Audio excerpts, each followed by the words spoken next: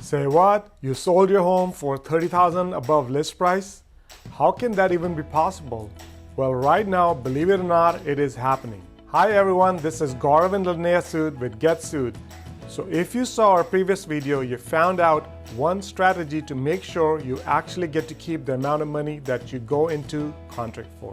There are a few more things you need to consider when selling your house for significantly more than it is actually worth, or considerably more than the neighbors have recently sold for.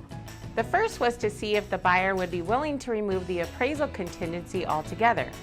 However, many buyers just aren't willing to do that. So another alternative, if they aren't willing to remove the appraisal contingency altogether, is to see if any of the buyers are willing to give you a specified amount that they are willing to pay that's above the appraised value. Obviously not to exceed the agreed upon purchase price. Well, how can this actually be helpful, or why would it matter to you as a seller? You see, if someone really wants your home, they may be willing to pay any amount for it. But as we have learned before, the bank is only going to loan what it appraises for. Let's put this into perspective. If the buyer removes the appraisal contingency altogether, it is sort of like writing a blank check.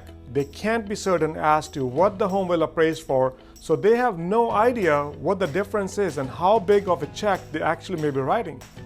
So many buyers are afraid to actually do this. So another option is to have them agree upon a specified amount that they agree to pay over the appraised value if the home does not appraise. So here's an example.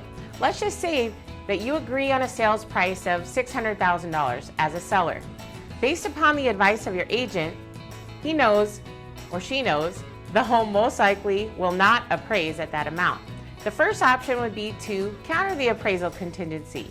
The second option would be to ask the buyer how much they would be willing to pay over the appraised value. So let's just say the buyer says they're willing to pay $15,000 over the appraised value.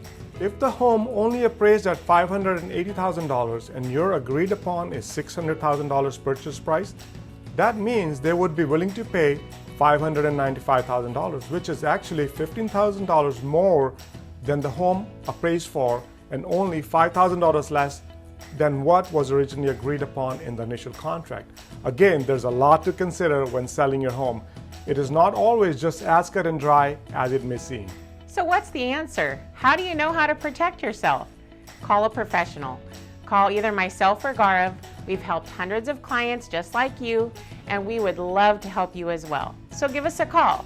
We're always here to help.